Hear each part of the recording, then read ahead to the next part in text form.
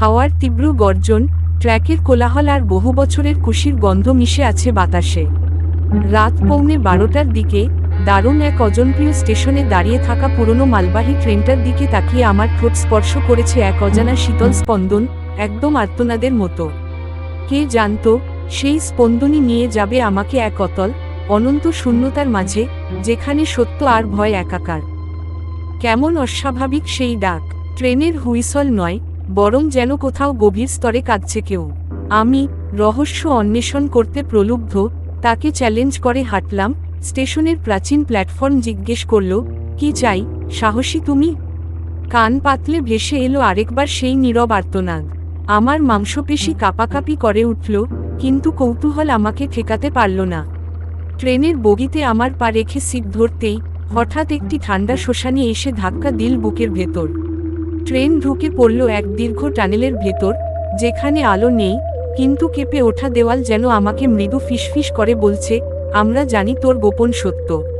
আমার হৃৎপিণ্ড বাজে এক মন্দার তালে, ঝিমঝিম করছে চোখ।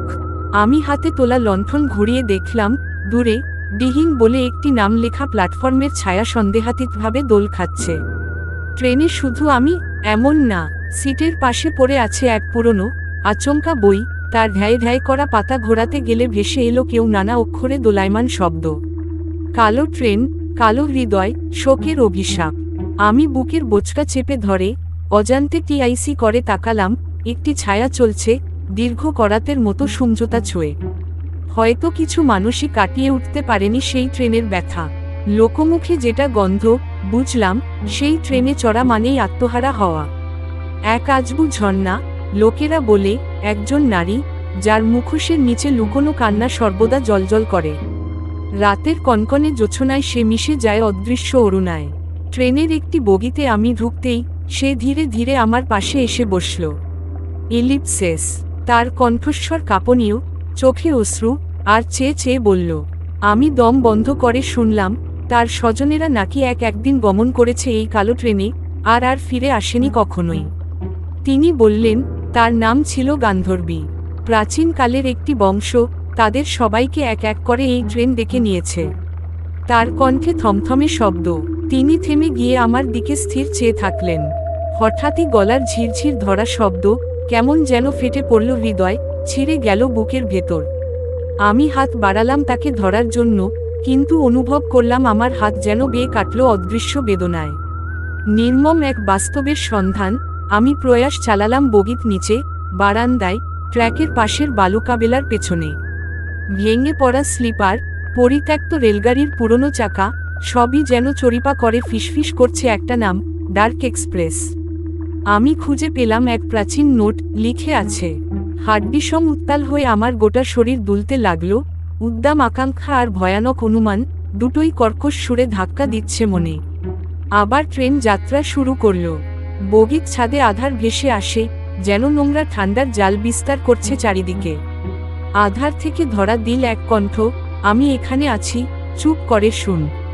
আমি তাকাই, কেউ নেই। তবে সেই আয়না ফ্রেমের মধ্যে স্বচ্ছ অন্ধকার আমাকে তাকিয়ে আছে, স্বপ্নের মতো বিকৃতি মুঠোয় আবদ্ধ। ট্রেনের লণ্ঠন, ভূতের কণ্ঠস্বর আর ঠোঁটে জমে থাকা স্বাদ, সব মিশে গিয়েছিল এক বেদনাপূর্ণ রাগিনীতে। ট্রেন একটা ডিপ টানেল পেরোল। ভেতরে পাথরের দেয়াল, যেন চিবিয়ে ফেলার জন্য অপেক্ষা করছে। হঠাৎ সব আলো নিভে যায়। আমি গেড়েই উঠলাম, হৃদয় বিদীর্ণ শব্দে ধ্বংস হলো যেন। নিঃশব্দের মধ্যে শোনা গেল শুধুই এক নিঃশ্বাস। আমি চিৎকার দিতে চাইলাম, কিন্তু শব্দ বের হয়নি। স্বাভাবিকের বাইরে একজন প্রবীণ ভদ্রলোকের ছায়া আমার পাশে আবির্ভূত। এবারই স্বয়ং দেহছাড়ো, অশরীরী হও। সে হেসে উঠল, হাসিতে ধরা দিল শত শত মৃত্তিকা, শত শত আত্মার আক্রোশ। হৃদয় প্রলয়ঙ্কর অনুভূতি নিয়ে আমি ট্রেনের দরজা টানতে শুরু করলাম। কিন্তু দরজা লক। দরজার আঠালো আদলে লেগেছে দুশ্চেতনার ছাপ। আমি চাবি গিটার মতো আর্দ্র গলায় কণ্ঠ দিতে চাইলাম, অনেক সময় হলো, মুক্তি দাও। এক মুহূর্তের জন্য দরজা খুলে গেল, মহাবিষণ্ণ এক সিঁড়ি, নিচের অন্ধকারে। ভয়, ক্রোধ, কান্না, মনের প্রতিটি কোণে বিস্ফারিত, বিস্ফোরকদের মতো। হতাশার অতি একটুও নেই। সময় অতিক্রান্ত। আমি ঝাঁপিয়ে পড়লাম ট্রেনের প্ল্যাটফর্মে। পৃথিবীর মতো চপচপ করে উঠল মন, ঠোঁট শুকনো, দৃষ্টি ঝাপসা। প্ল্যাটফর্মে ফিরে তাকাতে গিয়ে দেখলাম তার পরিত্যক্ত ট্রেন ছাড়া আর কিছু নেই, অথচ পাশের রেলগাড়িতে কিছু অদ্ভুত বগি অদূরে দাঁড়িয়ে আছে। প্রায় গঙ্গার পানি মতো স্বচ্ছ একটি ভূতের ছায়া আমার পিছু নিল, গলা ফাটাবে বলে চিৎকার করল। কিন্তু চোখের কোণে জল। অবশেষে জানতে পারলাম, ট্রেনের কালো রহস্য ছিল মানুষের অবহেলা আর নিরপরাধ আত্মার আহাজারি। ট্রেন থামার ঠিক পর মুহূর্তেই সাইলেন্ট হালকা বাতাস এসে আমার কানে ফিসফিস করল। অচেনা সেই গলা ভেতর থেকে বেরোয় যেন এক অনবদ্য দহন। আমার পা কাঁপল, শিরায় শিরায় শিহরণ ছড়িয়ে পড়ল। কিন্তু কৌতূহল এতটাই প্রবল যে আমি উঠে দাঁড়ালাম এবং ধীরে ধীরে আগ্রাসী হৃদয় নিয়ে তাকালাম অন্ধকারের দিকে। তুমি কি? আমি গুমরু সুরতে জিজ্ঞেস করলাম। কোনো উত্তর নেই, তবে হঠাৎ বগিত ভেতর থেকে উঠে এলো এক গভীর, কণ্ঠহীন সুর। যেন কেউ গাইছে, এক মর্মস্পর্শী রাগিনী, যেখানে প্রত্যেকটি নোটে ধীরে ধীরে ভেসে ওঠে শোক আর তীব্র তেষ্টা। আমার মন অবাক আর ভয়ঙ্কর এক মিশ্রণে ঢলে গেল।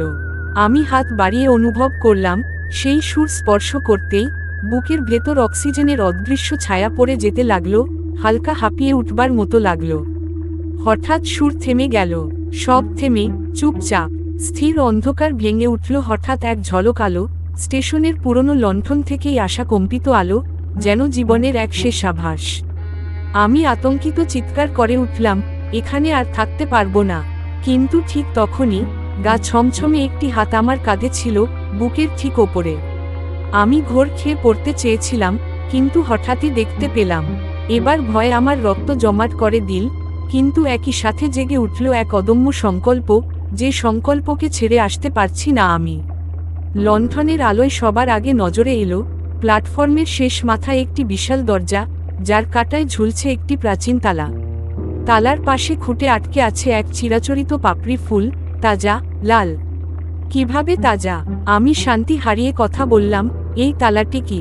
একটি কণ্ঠ শোনালো, এটি মুক্তির তালা, কিন্তু খুলতে গেলে দিতে হবে আত্মার মূল্য। আমি হাত তুলে সেই তালা স্পর্শ করতে চাইলাম, কিন্তু ভেতর থেকে আকাশমাত উচ্চারণে ভেসে এলো।